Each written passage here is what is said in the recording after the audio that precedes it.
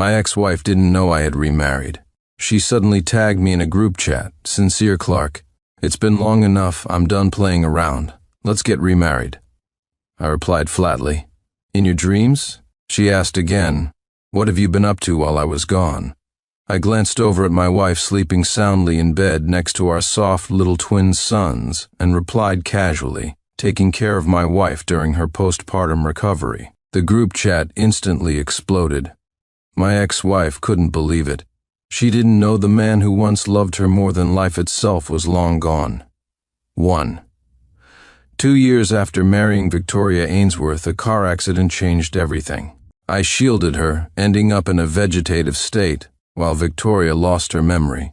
She remembered everyone but me. During the 2 years I lay in a hospital bed, she grew incredibly close with her childhood friend, the boy next door, Ethan Croft. When I finally woke up, she only resented me for occupying the spot meant for the man she loved. She demanded a divorce to make way for him. For Victoria's birthday, she invited everyone except me. When her friend Sophia called me over, I overheard this conversation before even entering the room.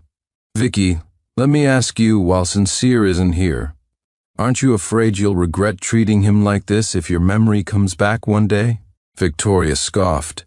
"Regret what? He's nobody's orphan. Is he even worthy of being my husband? I'm doing this to make him get the hint and back off." Sophia sounded hesitant. "But he ended up in that state saving you. He just woke up." "Please," Victoria interrupted. "He did that voluntarily. Besides, didn't my family pay his medical bills for the 2 years he was hospitalized? Once we divorce, my dad will give him a sum of money. He should count himself lucky he hit the jackpot. Someone like him would never see that much money in his lifetime. But he's still your husband." "Husband? I don't acknowledge him. The only husband I recognize is Ethan. Why are you defending him so much? Do you like him? Maybe I should just give him to you to play with." "No, I just think it's not right." "What's not right about it?" "If I didn't pity him, I would have made his life hell already, clinging to his position.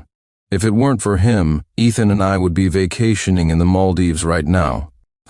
Some hillbilly from a backwater village. He's just after my family's money and status." "You really think he likes me? So naive. But he used to be really good to you." "Used to be? I don't remember.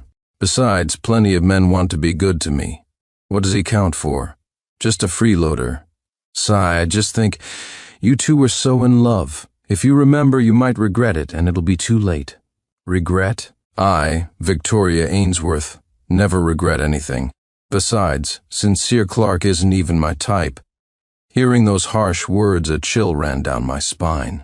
The free-spirited, vibrant girl who used to cling to my arm, playfully declaring she'd marry no one but me, was dead.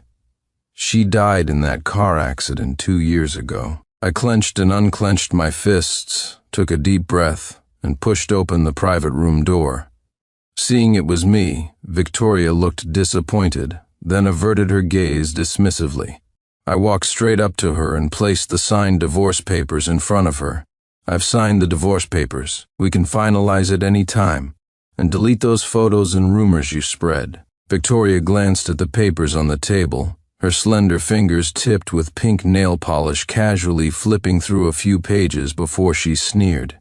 These weren't the papers she had given me. I hadn't asked for her family's money or the property she offered. Besides covering the last 2 years of medical expenses, I was leaving with nothing. "Finally learned your lesson? I had to resort to some tricks to make you listen. You just enjoy being treated badly, don't you?" A pang hit my chest. I still couldn't accept the person who once loved me speaking so cruelly. Yes, I was delusional. I picked up an untouched glass of wine from the table, raised it towards Victoria, and said, "Happy birthday. May you never regret it." I downed the wine in one gulp and walked out of the room. Someone chased after me, calling my name, Sincere. I turned to see Victoria's best friend, Sophia Miller. She approached me when I stopped. "I'm sorry, I couldn't talk her out of it. It's okay. It's not your fault. So, what are your plans now? Are you staying in Westport?" I looked at her and smiled faintly.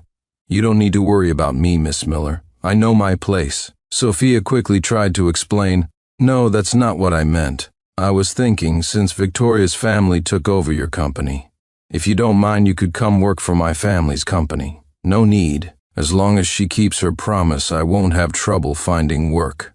With that, I left. At the entrance, I ran into Ethan Croft holding flowers and a cake. He paused slightly when he saw me, then nodded. "Sincere, leaving already? Won't you stay a bit longer?" I looked at him and gave a sarcastic smile. "What, you want me to stay and watch you two flaunt your love?" Ethan frowned at my barbed words. "Sincere, don't be so hostile.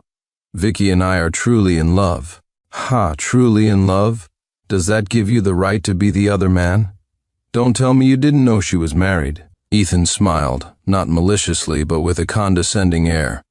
"The other man? Homewrecker? Sincere, you're an adult. Why are you so naive? First off, you were in a coma then. You could have died any minute. Besides, you have no right to judge my actions. Only the victor has the right to judge the opponent. And you are not the victor." He then walked away with the flowers. 2. The cold night wind chilled me to the bone. A bitter taste rose in my throat. I pulled my clothes tighter, my hand trembling as I fumbled for a cigarette and lit it. 7 years ago, I was just a university student from the impoverished countryside. I met Victoria while working a part-time job. She was the campus beauty, the Ainsworth family's little princess, lively, innocent, cute, and beautiful. Later, she joined our student club and often sought me out with questions. Then, she started pursuing me. Knowing we were worlds apart, I didn't agree. But eventually, her relentless persistence and pursuit won me over, and I fell hopelessly in love with her. Perhaps someone like me, who grew up in the gutter, is naturally drawn to the sun. That's why I was attracted to her from the start. Later, my grandparents passed away one after another, leaving me alone. She comforted and encouraged me, saying she was my home, that she would always be with me. Then she took me to meet her parents. Unsurprisingly, her family disapproved. She argued with her family for me, creating friction and conflict. She used all her personal savings to fund my startup. She introduced me to her friends, helped me build connections. I didn't disappoint her. My business started taking off. Eventually, her parents saw my potential, recognized how well I treated her, and deemed me trustworthy. They agreed to entrust her to me, and so we got married. We were happy for 2 years, until the car accident. The moment I saw the truck barreling towards us, I shielded her without a second thought. Before losing consciousness, my only hope was that she wasn't injured. I never expected that when I woke up, I'd learn she had a new boyfriend. My shock turned to disbelief, then reality hit when she brought him before me. I questioned her, tried to take her back to places we knew, hoping to trigger her memories, make her remember me. But she refused. She looked at me coldly, like a stranger. Memories that can be forgotten must not have been important. Besides, I can't imagine myself, the high and mighty Miss Ainsworth, falling for a penniless pauper like you. She threw the divorce papers in my face, demanding I sign. I refused. I wanted to wait for her to remember me, remember the beautiful memories we shared. If she still insisted on divorce, then I would agree. But she gave me no chance. Seeing my refusal, she resorted to hiring someone to seduce me, drug me, and then framed me for rape and cheating.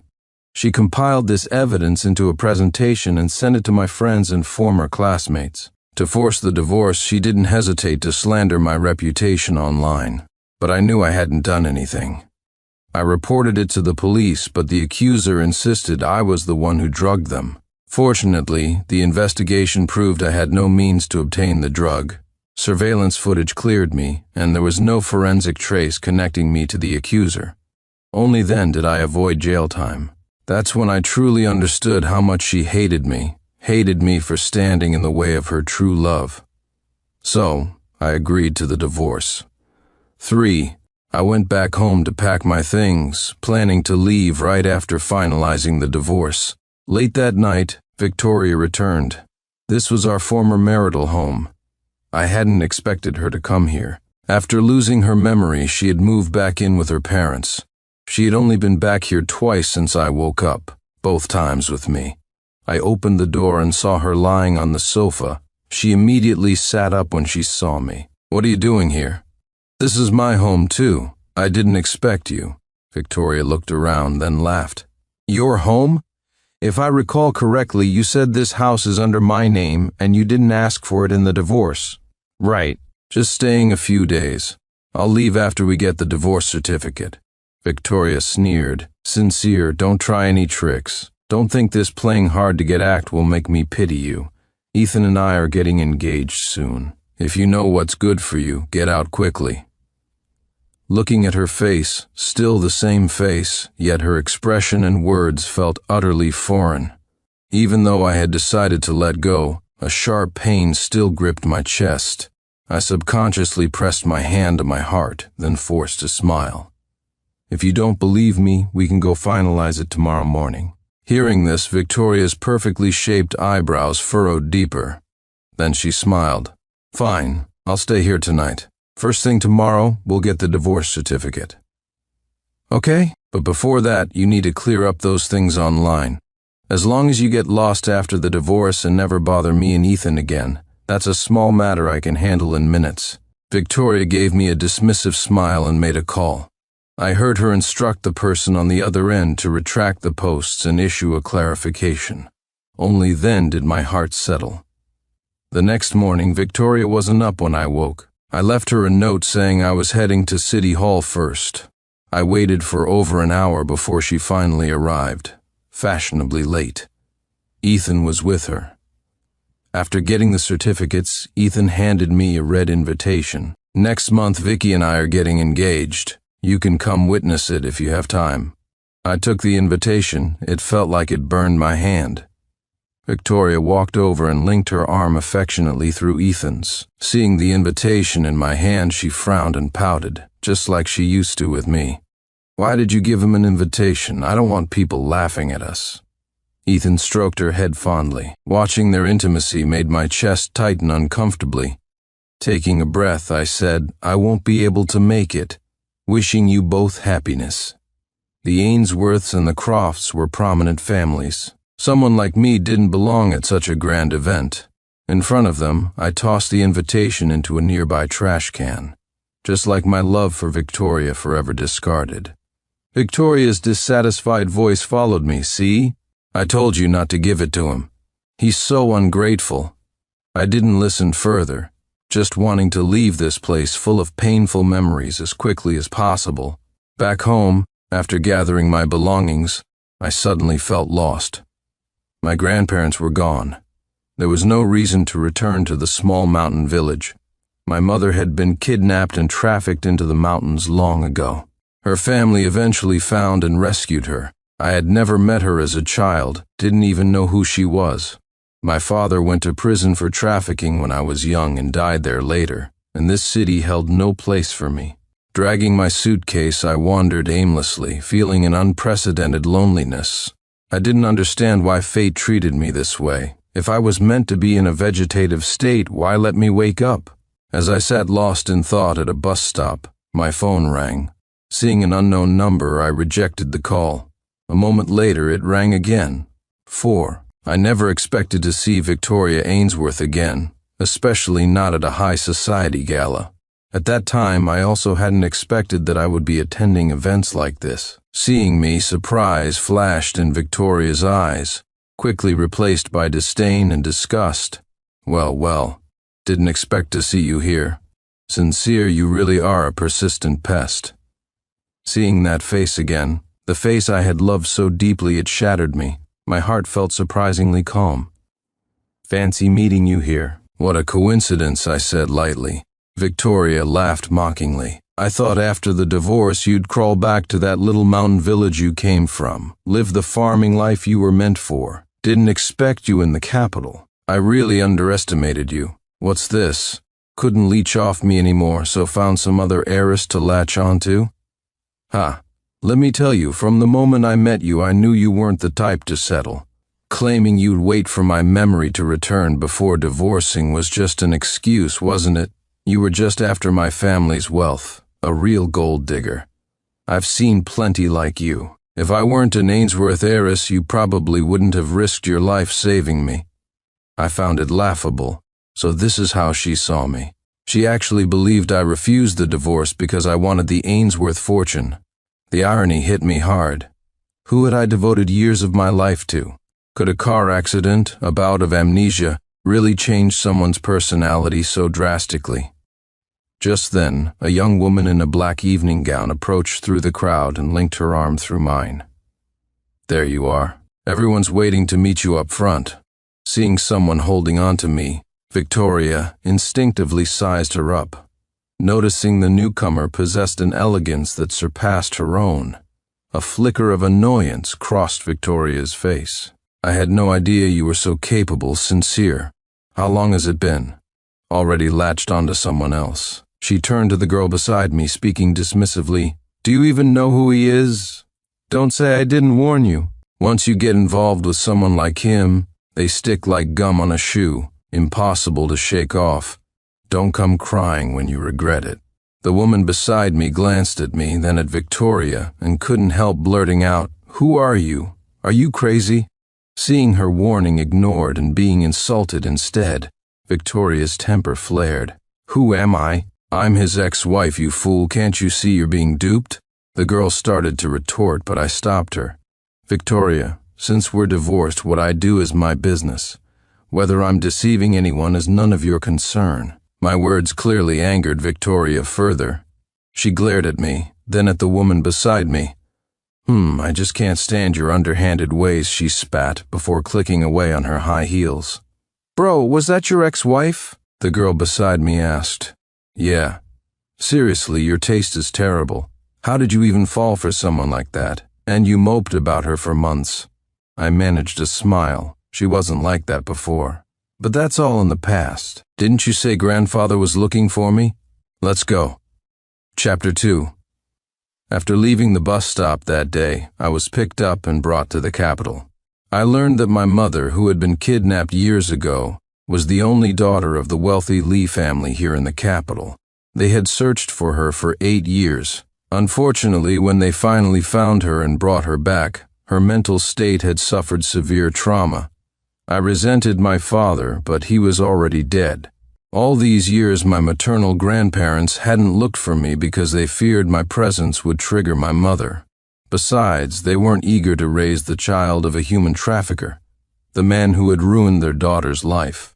But just recently, my mother had a period of lucidity. She said she didn't blame me, that I was innocent. She wanted to find me, to see how I was doing. So they finally began searching for me. Learning about my life story, especially the hardships, deeply pained my mother, and she insisted on bringing me home. Though her clarity was brief, it showed my grandparents that she loved me. Furthermore, the Lee family had no heir, which made my grandfather decide it was time to bring me into the fold.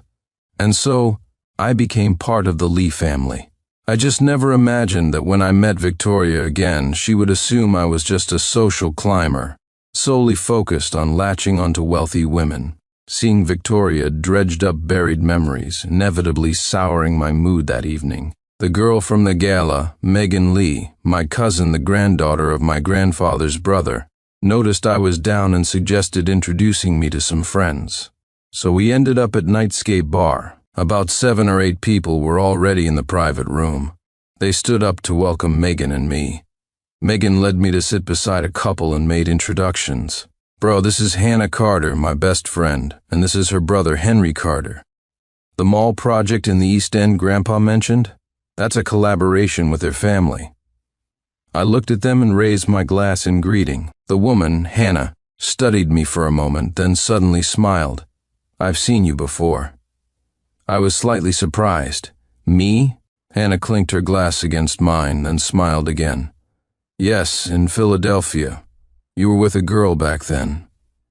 I thought back but couldn't recall the incident. As if expecting this, she continued, "It was over a handbag dispute between me and the woman you were with. You mediated the situation, so I remember you, but that must have been over 2 years ago." I searched my memory. I had indeed been to Philadelphia with Victoria, but I couldn't remember this specific event. I'm sorry, it's been too long, I don't recall. My apologies. Hannah chuckled. Later, I saw you again at a bidding conference. I remember you were representing the Ainsworth family from Westport. You snatched the project I had my eye on back then. Hearing this made me even more embarrassed. It really is a small world. The atmosphere in the room instantly became awkward. I couldn't quite figure out Hannah's intentions. Just then, she burst out laughing. I thought you were quite capable back then. I never expected you to be Mr. Arthur Lee's grandson. Her words broke the tension, and the conversation flowed again. I started chatting with the others in the room. After a while, someone stood up and announced, Hey everyone, a friend of mine is dropping by. He's in the capital on business, so I told him to join us. Sure, no problem. Bring him over. 6. A short while later, the friend arrived. It was an old acquaintance of mine, Ethan Croft. He had a woman with him, their body language intimate, suggesting a close relationship. Just then, the host started making introductions. All right, everyone, let me introduce you. This is Ethan Croft, my friend, and this is his girlfriend. Then he went around introducing the original group. This is Henry Carter, Young Master Han. Zachary Stone, Young Master Zhang. Xavier Evans, Big X from the East End. And this gentleman is very important, the heir to Lee Corporation, Young Master Lee. The moment Ethan's eyes landed on me, panic flickered across his face. He instinctively dropped the hand resting on the woman's waist. Seeing this, I simply leaned back, a faint smile playing on my lips as I watched him. Long time no see. Ethan seemed slow to react, but others looked surprised. You two know each other? I chuckled, looking at the speaker. Oh, yes. Old acquaintances. Ethan looked flustered. Dragged by his friend, he sat down, leaving the woman who came with him awkwardly sidelined. He hadn't expected to run into me here, let alone be caught with another woman. As far as I knew, he and Victoria had gotten engaged months ago, and I hadn't heard anything about them breaking up. Logically, they should be inseparable right now. Besides, Victoria was also in the capital. Why would he be out with another woman? I couldn't figure it out, nor did I dwell on it. My identity spoke for itself. The Lee family's business was larger than several others represented there. Added to that, my great-grandfather was a war veteran who later entered government, giving the Lee family strong connections and influence. So, even if some privately looked down on this newly surfaced Lee heir from the countryside, they had to put on a show of respect and try to curry favor. Throughout the gathering, Ethan was on pins and needles, forcing smiles. As we were leaving, Henry Carter offered to give Megan and me a ride, but I declined. Someone caught up to me from behind, calling my name. I turned. It was Ethan. Didn't expect to see you here. So, you're a Lee. Before, I just thought you were an ordinary guy. Congratulations, I sneered. What's there to congratulate? If you'd known I was a Lee earlier, would you still have gotten together with Victoria? My gaze flickered to the woman lingering behind him, and I smirked. I thought you and Victoria were truly in love. Seems I might have been mistaken. My words made Ethan's expression stiffen. He used to look down on me with a sense of superiority.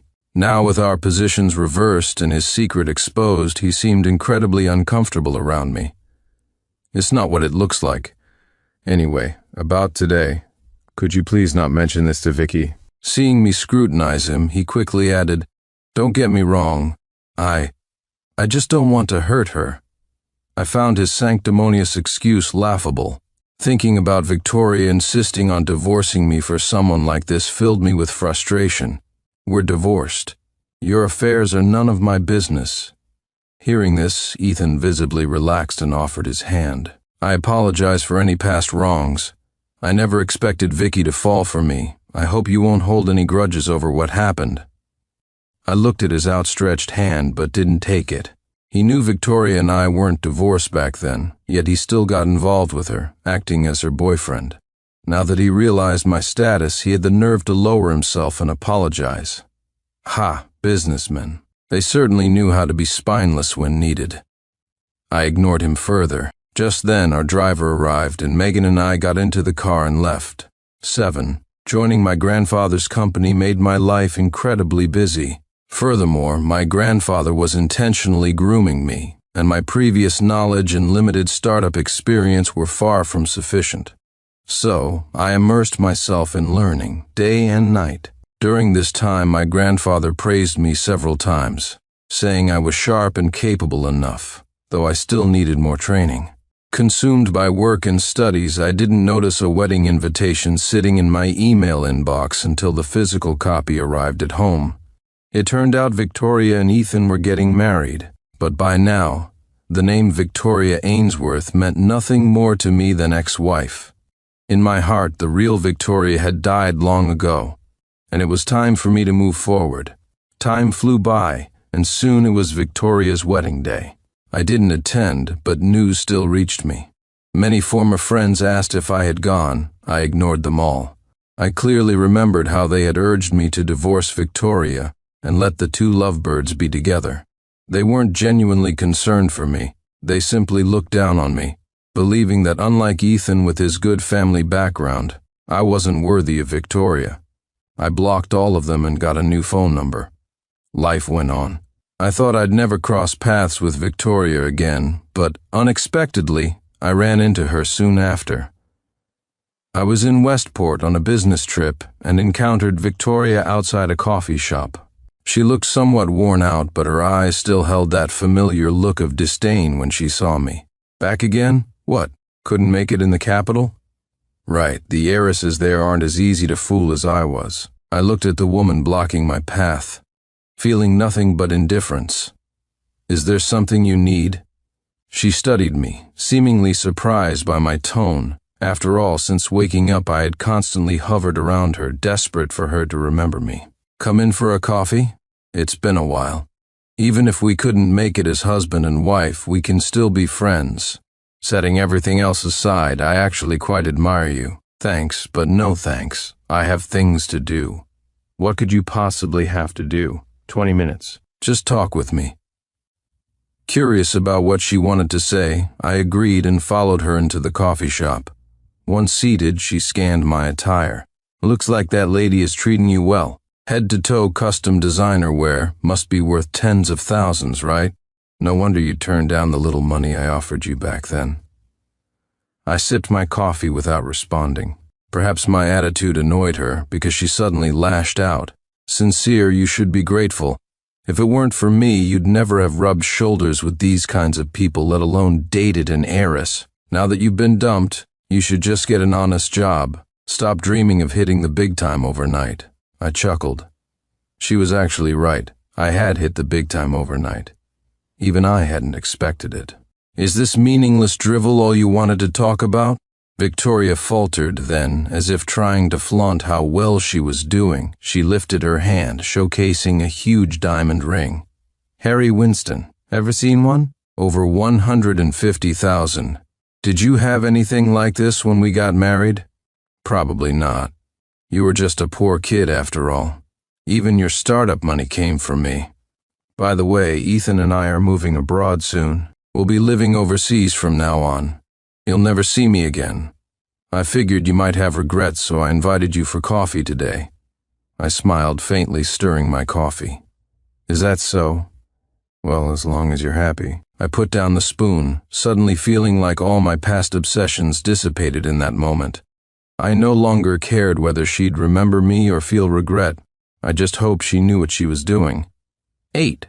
I was in Westport for a development project that required negotiations with the local government, hence my personal involvement. My grandfather sent me partly because I was familiar with Westport and had dealt with officials here before. Secondly, he wanted to test my abilities. Due to the multifaceted nature of the collaboration, the government invited several prominent local companies to participate. The moment Victoria's father, Dominic Ainsworth, saw me, disbelief was written all over his face. I gave him a slight nod, and that was the extent of our interaction. He was there hoping for a piece of the project. But I clearly had no intention of giving him that opportunity.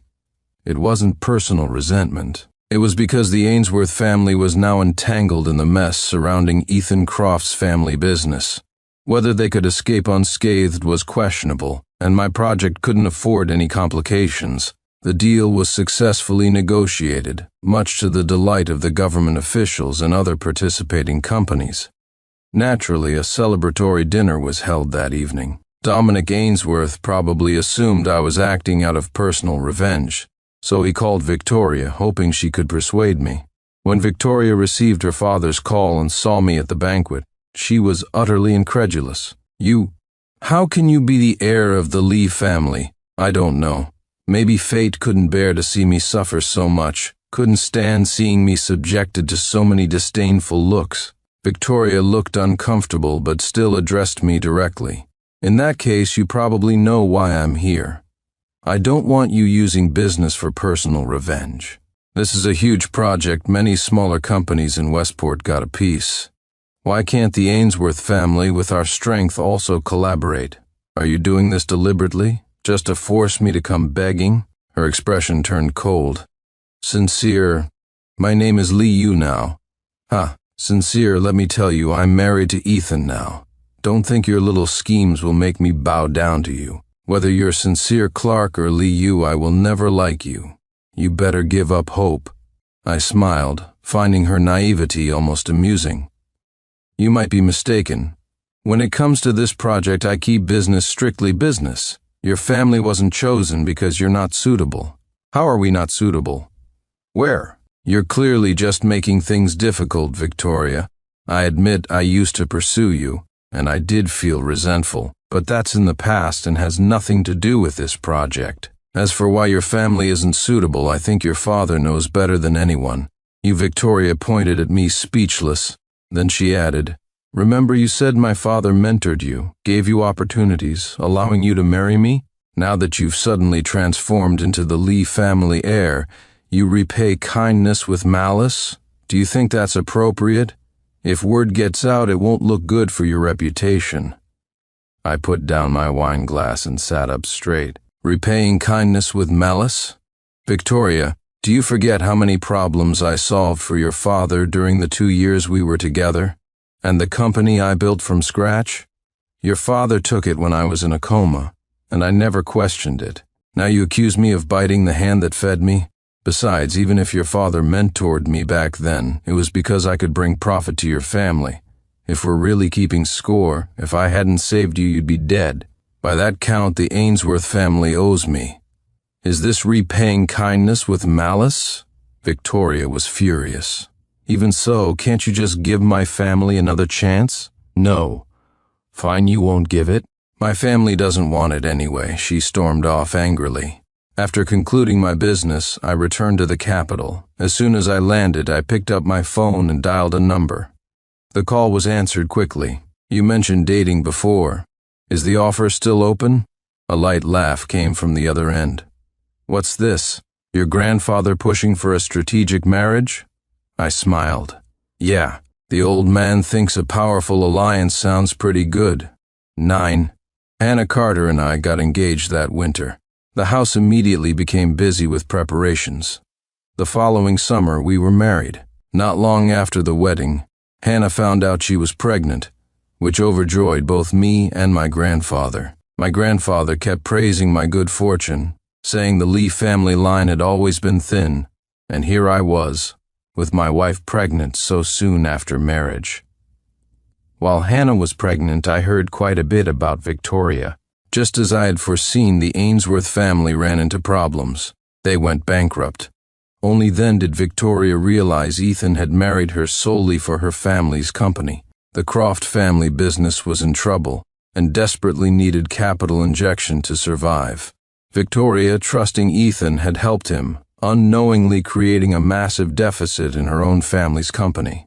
To make matters worse, the Crofts conspired with outsiders to take advantage of the situation, carving up many of the Ainsworths' clients and resources. When Victoria threatened divorce, Ethan simply brought home a pregnant woman, the very same woman I had seen him with at the bar.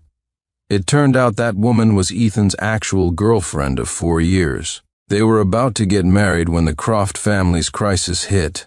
Ethan's parents urged him to seduce the amnesiac Victoria, and she fell for it. Ethan, wanting to save his family's company but unwilling to break up with his girlfriend, created the current mess. Upon discovering the deception, Victoria cried and demanded an explanation. Meanwhile, her father, Dominic Ainsworth, was imprisoned, and her mother, Eleanor, was hospitalized.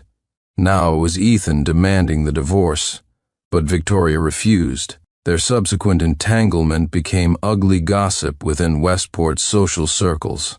I learned all this from friends still in Westport. I just chuckled and paid it no mind. I had a wife now, and soon my own children. I wasn't willing to waste energy on past troubles. Unexpectedly, Victoria sought me out, pleading for help to get her father out of prison. "I'm sorry, but I can't help you." Victoria looked at me with red-rimmed eyes. "Didn't you say you loved me? You refused to divorce me no matter what back then. Now that I'm in trouble, you won't lift a finger? What kind of love is that? I did love you once, but that's in the past now. Are you just going to watch my family fall apart? We were married once, after all." "Married once?" "Victoria, have you forgotten what you said? You said you never considered me your husband, that your heart belonged only to Ethan. Have you forgotten how you framed me for rape and cheating to force the divorce, posting that false evidence online, nearly sending me to jail? The fact that I haven't sought revenge is the greatest leniency I can offer you." Hearing my words, the color drained from Victoria's face. I took a check from my drawer and handed it to her. "Here's $300,000. It's the money you gave me for my startup. Take it, and consider all ties between us severed. Don't ever come looking for me again." Victoria eventually took the check. She desperately needed money for her mother's medical bills. Watching her walk away, I suddenly smiled. That $300,000 bought out our entire past. 10. Victoria did divorce Ethan and left the country. Her mother didn't survive. She passed away in the hospital. Ethan, perhaps feeling some guilt, gave her a sum of money upon divorcing. With that money, Victoria could live comfortably abroad. Hannah gave birth to twin sons.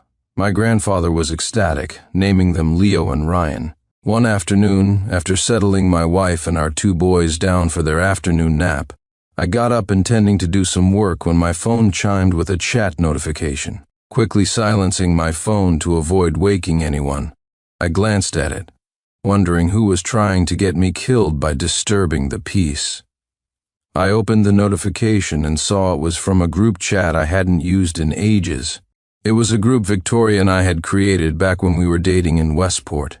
It included our old classmates, friends, and acquaintances from that time. After my 2 years dormant, the group went silent and I'd forgotten about it. I was surprised to see activity today. Someone had tagged me. Clicking on it, I saw it was Victoria. "Sincere. I remember everything now, crying, 'I'm so sorry, I should never have forgotten you. Sincere, I'm done traveling abroad. I bought a plane ticket home for the day after tomorrow. I can't believe a car accident separated us for so long. When I get back, let's get remarried." Reading her messages, I realized she must have regained her memory. I typed back coolly, "In your dreams?" She replied almost instantly, "I'm better now, Sincere. What have you been doing while I was gone? Did you miss me?" I looked over at my wife and son sleeping peacefully on the bed and replied, "Taking care of my wife during her postpartum recovery." The group chat immediately erupted. "What? No way, when did you get married? Seriously? Are you kidding? That's harsh, Sincere. Vicky just said she remembers everything." Seeing the discussion, I simply found a photo taken during Hannah's recovery period and sent it to the group. The chat went dead silent. Then came Victoria's barrage of questions. "You're really married? To who? Why didn't I know? Sincere, didn't you say you'd love me forever? Was that all lies? Sincere, I never thought I'd lose my memory, never thought I'd fall for Ethan. I didn't mean for it to happen, that wasn't me. Please don't make up lies just to spite me, okay?" Since she didn't believe me, I took a picture of our marriage certificate and posted it. The group chat became even quieter. Seeing the silence, I sent one final message. "Victoria, we are divorced. We settled everything clearly. Stop disturbing my life. To use your own words from back then, get lost and stay lost. Don't come back." With that, I left the group. Victoria tried adding me privately multiple times. I blocked and rejected them all. She didn't have my current number and kept trying to reach me through mutual friends. But I had already deleted all those old contacts. Just then, a news alert popped up on my phone. Ethan Croft's family company was under investigation for illegal activities and had been shut down. I glanced at it, then turned off my phone and walked out of the room. Victoria did return to the country and tried to see me several times, but I refused. Eventually, Hannah went to meet her. After that, Victoria never appeared again. As for Ethan, his company's downfall was inevitable. While I might have had a hand in it behind the scenes, ultimately, it was due to his own incompetence. To echo the words he once used to taunt me, the victor gets to judge the opponent, and Ethan Croft was nothing but a scumbag.